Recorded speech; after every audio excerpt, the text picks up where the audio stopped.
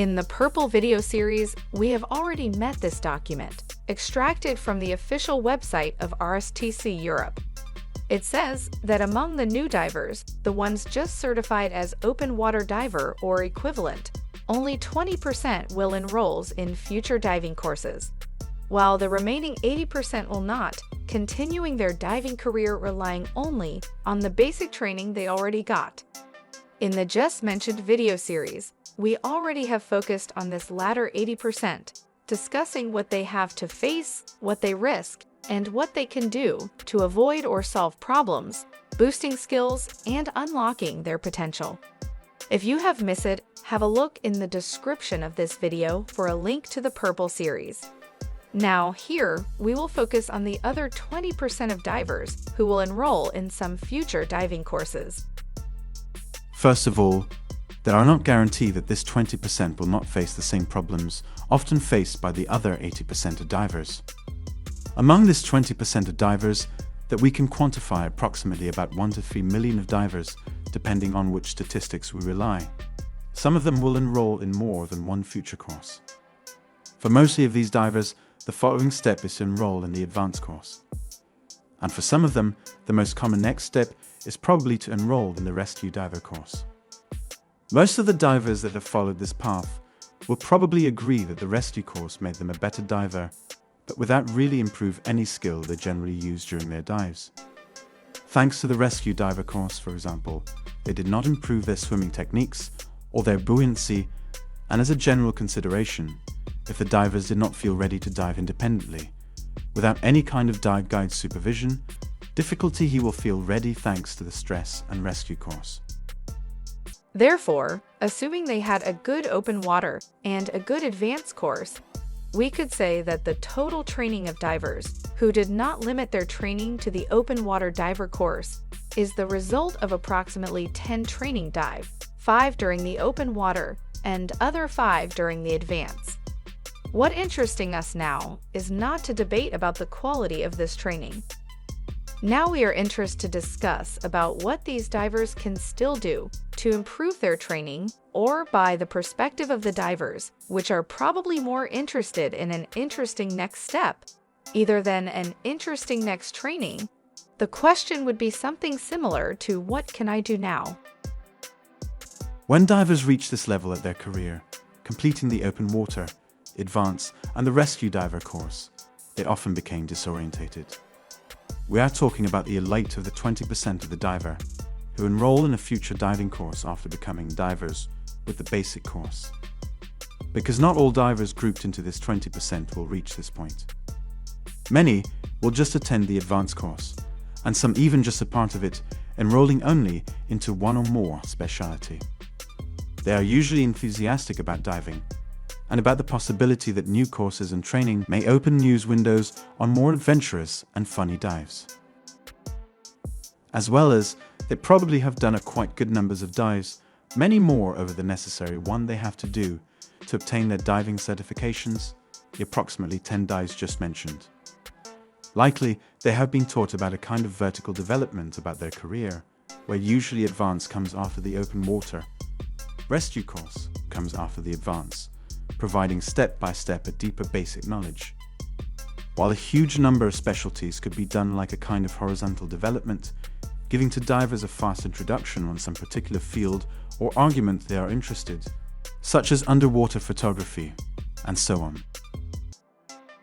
Once again, just to discovery that these specialties usually do not change much the diver they are.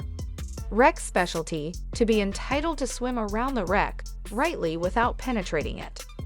Drift dive, to learn what in most cases we already experimented by our own. Sharks and manta spotting and recognition, if lucky enough to meet them, and for what exactly. The already mentioned photography specialty, often taking picture laying on the bottom, without making us not even a fade copy of a photographer. And so on. It is a diffused opinion among divers that the specialties able to really improve a diver's knowledge are few. And in fact, mostly of the divers enroll in the minimum necessary specialties to get their advanced certification. which usually mean only one dive per specialty, not even the total number of dives necessary to get the specialty certification. Specialties do not collect the enthusiasm of divers, and the projected horizontal development designed to satisfy divers' needs in the long term does not work in the daily practice. Of course, we have generalized. Some divers may have followed a slight little different path, and someone else even widely divergent one. As well as some divers might have met an instructor able to make any specialty a good source of new and useful diving experience. This is definitely what the vast majority of us had. But at this point of their diving career, and after I've excluded the specialties as an effective possibility, some divers take the decision to jump on the other side of the desk, switching by the recreational side of scuba diving to what was designed to be the professional one. And very often, even without the desire to become a full-time worker into the diving industry, they decide to become dive master. As freshmen at the beginning of their diving careers, they may have seen into the dive master role a reference point, assessing high-quality diving skills. As well as in many cases, their instructors operate also, or mainly, as dive guide, and they see in this role a connection between what they are the most professional and important reference they have. And for many it might look like the natural consequence beside the only one available. They hope and believe to find into this switching the quality improvement they are looking for. But most of the time is not like this, and what was appearing as a good option became just an expensive bad choice. But why most of the time became a dive guide is not the best choice. Let's see it together. First of all, in many diving agencies, the Dive Master course can be conducted even by a newly certified instructor. Therefore, an instructor can possess a very little or not at all experience in teaching. What we expect to be a course able to refine our skills, taking us to a professional level, can be taught by someone with poor or not at all teaching experience. Of course, this can happen also when we enroll into a basic course that should transmit has good fundamental notions and skills. But it is obvious that basic courses are easier to be taught, as well as beginners are usually not the best and spot out deficiencies of their instructors. Second, many will not believe it, but enrolling the Dive Master course, divers will not learn new exercise or skills, and even will not perfect the ones already learnt. The purpose of the Dive Master course is not to teach new diving techniques, as well as is not improve the already learnt ones. It is expected that who decide to enroll into a professional course is already in possess of the necessary techniques. This is why a minimum number of log dives is compulsory. During the Dive Master course, there is not time to spend on refine what we should already able to well perform. Exercises and skills will be reviewed from another perspective, which is to give to the new dive guide a basic idea on how to show exercises to students enrolled in beginner courses. To make it short and simplifying, if someone starts the Dive Master course with problems to manage buoyancy or cleaning mask, he will finish the course with the same problems.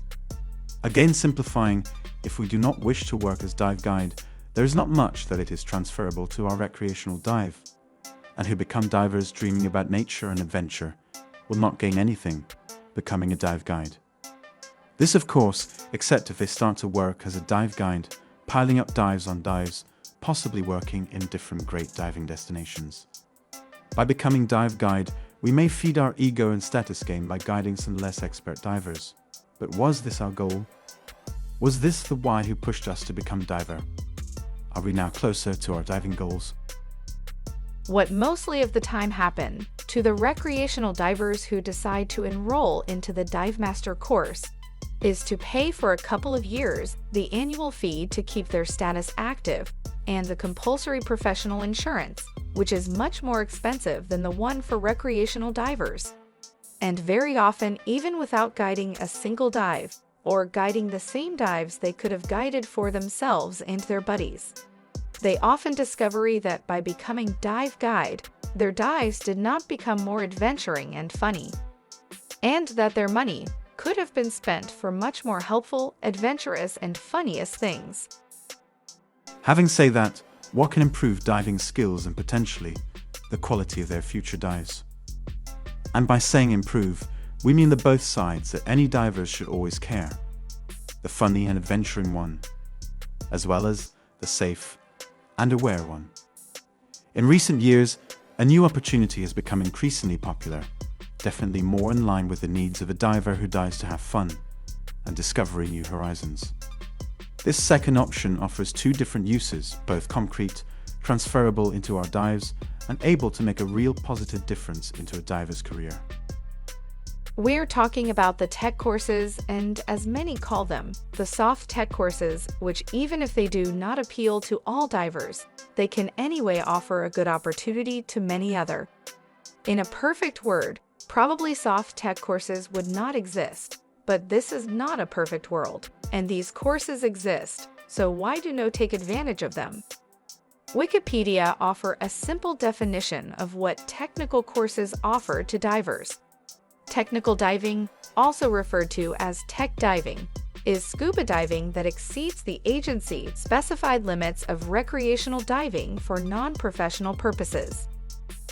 Technical diving takes divers to a definitely another level of commitment, risk, but for many also satisfaction, adventure, and dreaming.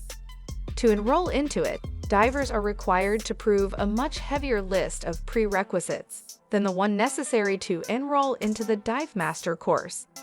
And even more importantly, technical diving requires much more awareness of what we are about to practice involves, and the real desire to be involved into it. It is not something we should accidentally stumble into, as for many it happens with the Dive Master course. And then there is what we have called soft tech courses. An example: if a normal tech course takes us straight to the narcosis limit and widely over the decompression one, a soft tech course keeps us still in a more reasonable safe narcosis level, but over the recreational one of the advanced or deep specialty, and with very short decompression admitted. This means less physical and psychological commitment, less equipment, less procedure to learn and apply, and so on.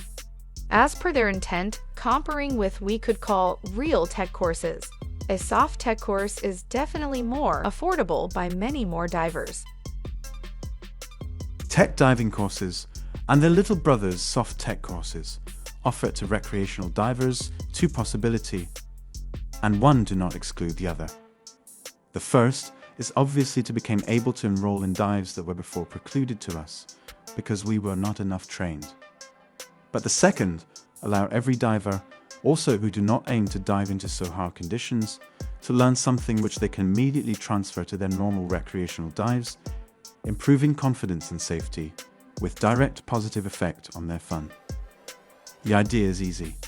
For example, the lift that takes us to our office or back to your home is designed to lift many more kilos of what it really does. It is designed to work in more demanding conditions, but then it is used in easier ones to make all safer, more comfortable, and also more versatile. A well-designed lift can of course move up and down ourselves, but occasionally also our new washing machine or small furniture. Be ready for the big, allowed to do the big, to do the small, and even the medium. While be ready for the small, allow only the small which could be already big for us. A lifetime skill, reusable forever, to make easier our recreational dive, and on occasion to make more demanding dive. But what exactly we could improve and transfer to our recreational dives? For example, we might transfer many refined abilities to our buoyancy.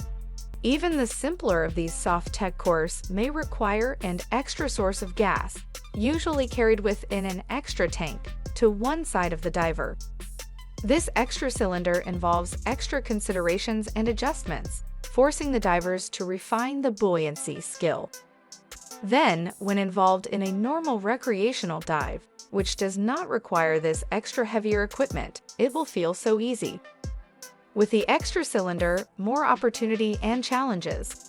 Without it, more freedom thanks to what we have learnt using it. These courses do not require to pay any annual fee or professional insurance. All money we could spend diving, instead in something we do not need. Thank you for watching. Remember that by clicking on the bell and by subscribing, you will be informed about new videos, while by sharing and giving a like to this video, you will help to spread greater awareness among divers.